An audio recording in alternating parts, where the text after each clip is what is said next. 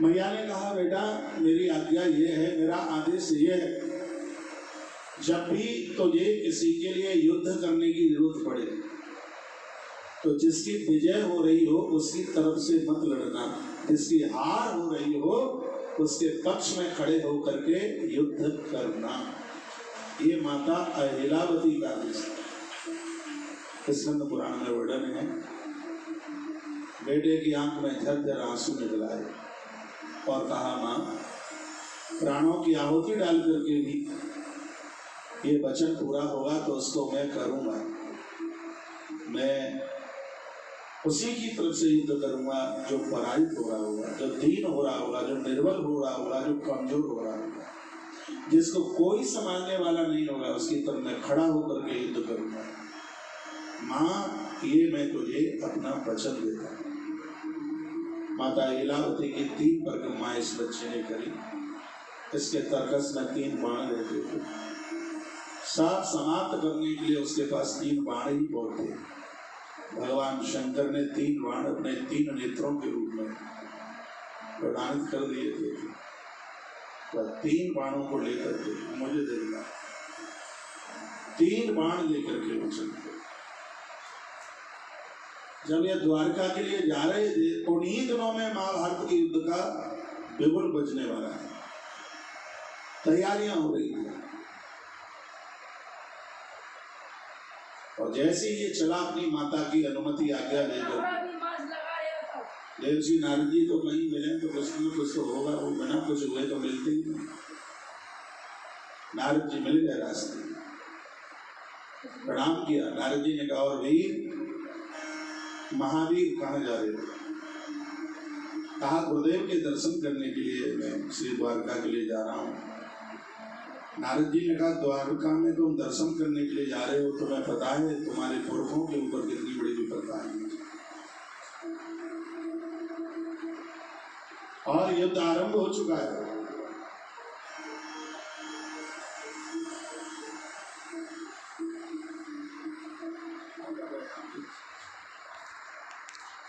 ऐसे युद्ध में जहां तुम्हारे पुरखों के साथ युद्ध है और उसमें तुम जैसे वीर का होना और बहुत ज्यादा जरूरी है। क्या तुम्हें जानकारी नहीं है? बर्बरी ने कहा मुझे जानकारी नहीं है। चरणों में वंदन प्रणाम करता हुआ और अपने पूर्वजों के लिए युद्ध करने के लिए चल पड़ा। जैसे हस्तिनापुर की तरफ एक कदम बढ़ा रहा था, अभी हस्तिनापुर पहुंचना हो ही नहीं पाया और उससे पहले ही भगवान श्री कृष्ण द्वारकानाथ मिले। युद्ध आरंभ हो चुका है और ऐसा युद्ध हो रहा था यह आज समझ में नहीं आया।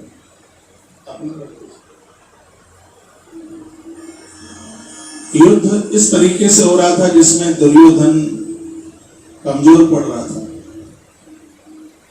और ये मिल गया रास्ते में बर्बरी।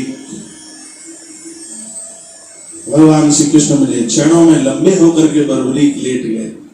भगवान ने खड़ा किया और कहा पुत्र कहां जा रहे हो? कहा प्रभु निकला था आपके दर्शन के लिए, लेकिन मैंने ऐसा सुना है मेरे पूर्वजों के साथ युद्ध शुरू हो चुका है। आपको पता है कि मैं दादा भीम का प्रबोध हूं और मैंने ऐसा सुना है कि उधर पितामह भीष्म काल भी जिनके सामने रुकता नहीं। मैंने ऐसा सुना है कि उधर दानवीर कर्ण भी है, कुलगुरु आचार्य द्रोण, ये सब बड़े बड़े महारथी जो कभी मरता नहीं है, ऐसा स्वस्थ था। नारद जी ने सब मुझे बताया है, इसलिए प्रभु देर ना होने दें और मैं युद्ध के लिए जा रहा हूं। भगवान ने कहा पूछ ही लिया कि किसके साथ में खड़े होकर युद्ध करोगे। उसी समय उन्हें अपनी माता अहिलावती का वचन याद आ गया। उन्होंने कहा जो पक्ष कमजोर पड़ रहा होगा उसकी तरफ से खड़े होकर के और मैं युद्ध करूंगा। तो पक्ष तो दुर्योधन का कमजोर था। भगवान ने मन में विचार किया कि यदि घटोत्कच का पुत्र बर्बरी दुर्योधन के साथ खड़ा होकर के यदि युद्ध में तैयार हो गया तो पांडव भी मौत को प्राप्त हो जाए, इसका कोई सामना नहीं कर पाएगा। मां पराम्भा का, भगवान महादेव का इसको इतना बड़ा आशीर्वाद मिला है, इसको कोई युद्ध में जीत ही नहीं सकता। और यदि ऐसा हो गया तो अर्जुन का मेरे लिए सारथी बनना बेकार हो गया। पांडव सब कुछ छोड़ छाड़ करके तो मेरी शरण में आए, मेरी बदनामी हो जाएगी, मुझे क्या करना चाहिए? उसी समय भगवान बोल गए। भगवान कृष्ण ने कहा, अरे अहिलावती के नंदन, हमने तुम्हारी वीरता भी सुनी और हमने तुम्हारी दान की प्रवृत्ति भी सुनी। हमने सुना है कि तुम बहुत बड़े दानी हो, तुमसे जो भी कुछ कोई मांग ले उसको फिर कहीं और दूसरी जगह मांगने की जरूरत ही नहीं पड़ती।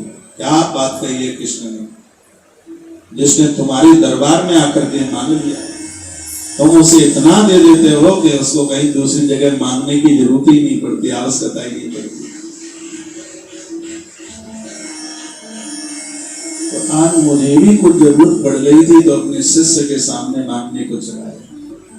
बाप को बेटे पर भरोसा होता है तो गुरु को अपने शिष्य के ऊपर भी भरोसा होता है। भगवान जिससे लिया जाता है पहले उसकी बड़ाई की जाती है। रामलीला कराने वालों को, कीर्तन जागरण कराने वाले लोगों को बड़ाई तो की जाती है। तो भगवान ने पहले खूब उसकी बड़ाई करी। बर्बरी को कहा कि हम कुछ तुमसे मांगने के हिसाब से आए, क्या तुम हमें दे दोगे? बर्बरी की आंख में आंसू आए, वह रो पड़े और उन्होंने कहा, गुरुदेव आज मैं कितना भाग्यशाली, स्वयं द्वारका के अधिपति, ब्रह्मांड के मालिक आज मेरे सम्मुख मांगने को खड़े हैं। इससे बड़ा बढ़िया और मेरा जीवन क्या हो सकता है? सरकार देर मत लगाइए, जितना तुम मांगने में उत्साहित हो उससे ज्यादा मैं देने में उत्साहित हूं। आप बहुत जल्दी बोल दें, अब मुझसे रहा नहीं जा रहा है, मैं कौन सी सेवा आपकी करूं, मैं क्या आपको दे दूं? शब्द भक्ति में सने हुए थे। भगवान के आंख में आंसू आ गए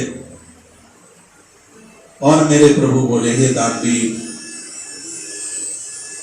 हे अनाथों के नाथ, आने वाले कलयुग के देव, ये द्वारका का कृष्ण तुमसे मांगना चाहता है, त्रवाचा भरवाली। बर्बरीक महात्मा ने कहा कि दूंगा। जैसे तीसरी बार कहा कि दूंगा, उसी समय भगवान ने कह दिया, मुझे तुम्हारा शीश चाहिए, अपना मस्तिष्क मुझे।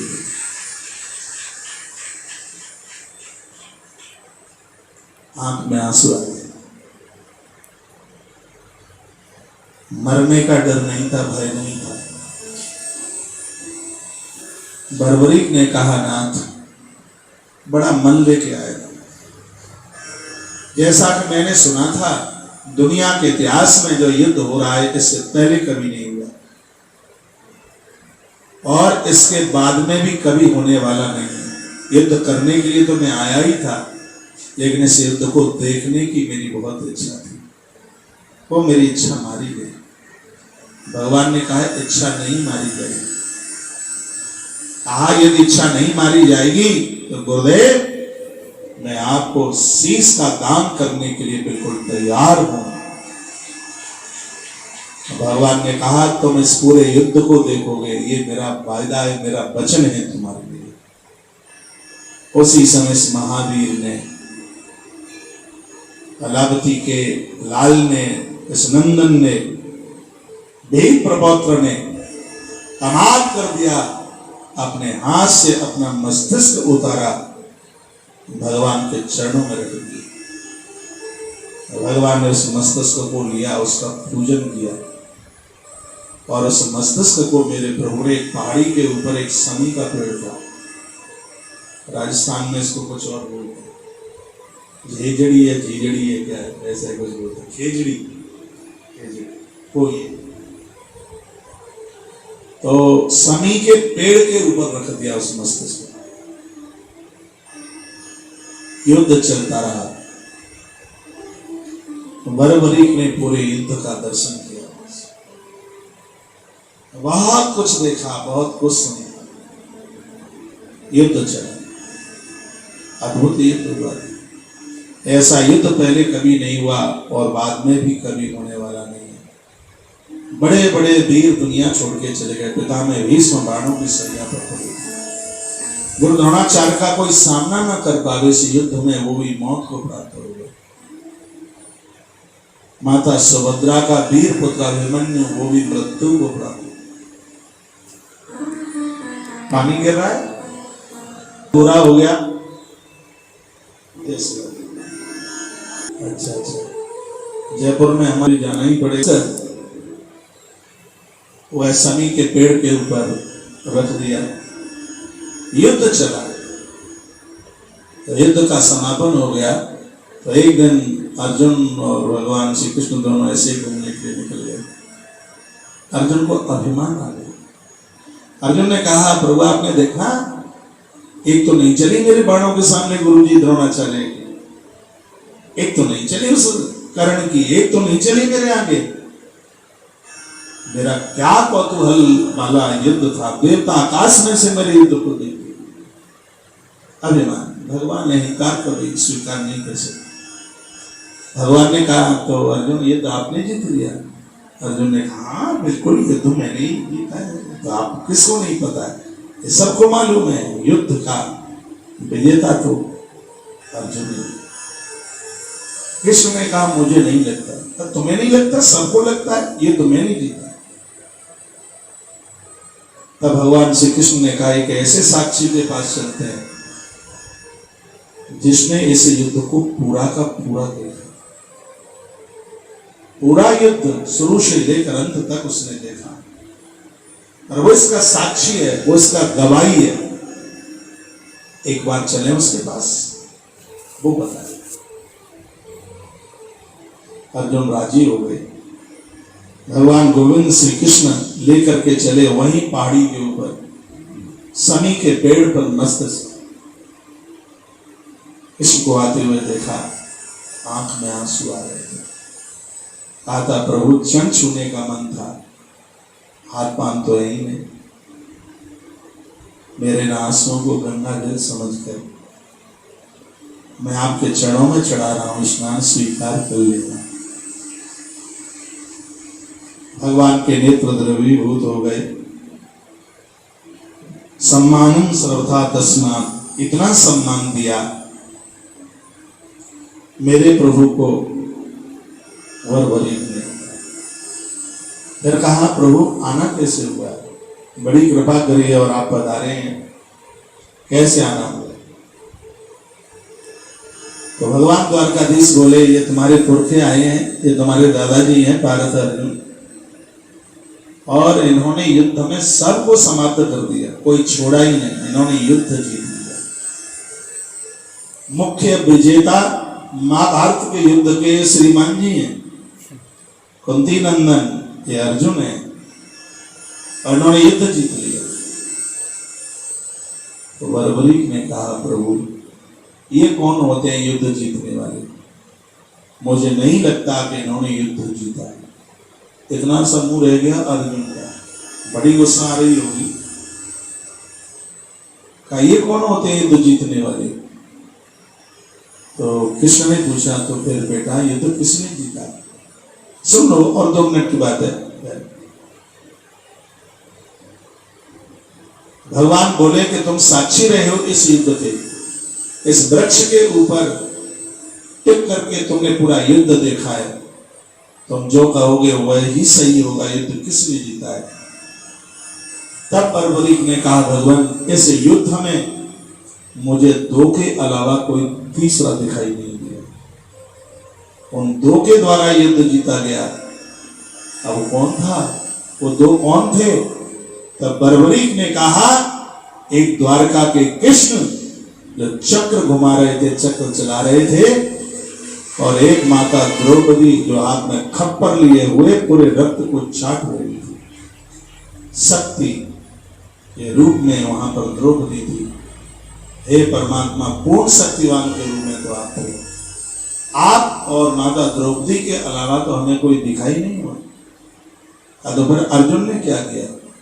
अर्जुन, दादाजी तो मरे मराओं को मार रहे होंगे पीछे से। कैसे काउंटर होने के बाद में पुलिस वाले भी बंदूक की पिछाड़ी तो ठोक ही देते हैं कि हमने मार दिया, तो ये तो मरे मराए को मार रहे। इतना कहा, अर्जुन की आंखें खुल, धड़ाम से चरणों में, गोविंद के चरणों में गिर पड़े। कहने लगे, प्रभु कृपा कर दो, मेरा अहंकार, मेरा अभिमान चूर चूर हो गया। परमात्मा ने उस मस्तिष्क को लिया अपने पास। समी के पेड़ को वरदान दिया भगवान श्री कृष्ण ने। इस वृक्ष की लकड़ियों से जो अपने भवन में हवन करेंगे, उस घर में किसी भी प्रकार का पितृदोष, किसी भी प्रकार का वास्तु दोष नहीं रहेगा। इस लकड़ी की इतनी बड़ी महिमा है। भगवान ने वरदान, महाभारत में कथा आती है, इस वृक्ष को, इस पेड़ को, देवी भागवत में भी कथा है, इस वृक्ष को, इस पेड़ को वरदान दिया है। इसकी पत्तियां भगवान महादेव, भगवान गजानंद सदैव स्वीकार करेंगे। समी की पत्तियां गणेश जी को, ये गरुड़ पुराण में कथा है। अब इतनी कथाएं, पुराणों की कथा कहकर अब इतना पता लग गया है कि कौन सी बात कहाँ लिखी गई है।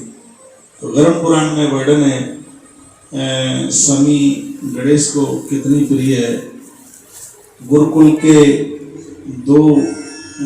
का एक बेटा, उसका विवाह हुआ था, वो अपनी पत्नी को लेके आ रहा था। गणेश जी के एक भक्त का उन्होंने अपमान कर दिया, उन्होंने श्राप दे दिया, कहा कि तुम दोनों के दोनों जाकर के पेड़ बन जाओ। जो उसमें स्त्री थी वो समी, और जो उसमें पुरुष था वो मंदार का पेड़ बन के तैयार हो गया। फिर उस महात्मा ने कह दिया था कि जो ये समी है वो गणेश को प्रिय, और मंदार है वो महादेव को प्रिय। भगवान श्री कृष्ण भी बोले कि यह समी के पत्ते देवताओं के काम आएंगे, महादेव की कृपा है तुम्हारे ऊपर, उन्होंने तुम्हें 3 बाण दिए। तो जो समी के पत्रों से महादेव की पूजा करेगा, शंकर उसके ऊपर अति प्रसन्न होंगे। क्योंकि इसी वृक्ष के ऊपर तुमने पूरा महाभारत का यह युद्ध देखा है, और तुम्हारे लिए मेरे कुछ वरदान हैं। वो यह है, लोग तुम्हें हारे का सहारा के नाम से तुम्हें जानेंगे, तुम्हें 3 बाणधारी के नाम से जानेंगे। और अर्जुन को कहा, तुम मेरा इंतजार करना, और मैं बर्बरीक को तीर्थ यात्रा करा के जाता हूँ। और ये बड़ी अद्भुत बात है, भगवान श्री कृष्ण ने बर्बरीक के मस्तिष्क को लिया और पूरी तीर्थ यात्रा कराई। और जब वो राजस्थान प्रदेश में पहुंचे भगवान, उस समय तो प्रदेशों का नाम नहीं था, भगवान उस जगह पर पहुंचे जहाँ एक छोटा सा गांव था, और अचानक भगवान के हाथ से वह मस्तिष्क उस स्थान पर गिर गया। भगवान ने उस स्थान को वरदान दे दिया, आने वाले कलयुग में ये मस्तिष्क मेरे नाम से प्रकट हो जाएगा, लोग इसको खाटू श्याम के नाम से जानेंगे। भगवान ने उस समय बोला था, आने वाले समय में स्वयं गौ माता तुम्हारे मस्तिष्क का अभिषेक करेगी और तुम्हारी प्राकटता कलयुग में होगी। तो कलयुग में जो भी भक्त तुम्हारी पूजा करेंगे वह पूजा कृष्ण को स्वीकार होगी। ये भगवान ने वरदान दिया। खाटू गांव में प्रकट हुए, इसलिए श्याम के आगे खाटू नाम जोड़ा गया और उनको खाटू श्याम भगवान के नाम से जाना गया। हारे का सहारा, 3 बाण वाले ऐसे भगवान पुरुष श्री श्याम सरकार, जो कि आज इस कलयुग के बड़े सिद्ध देवता हैं। वो लोग बड़े भागी हैं, भाग्यशाली हैं। इन चरणों में जिनकी श्रद्धा है, भक्त को सोचने में देर लगेगी, लेकिन खाटू नरेश को देने में बिल्कुल भी देर नहीं लगती। ऐसे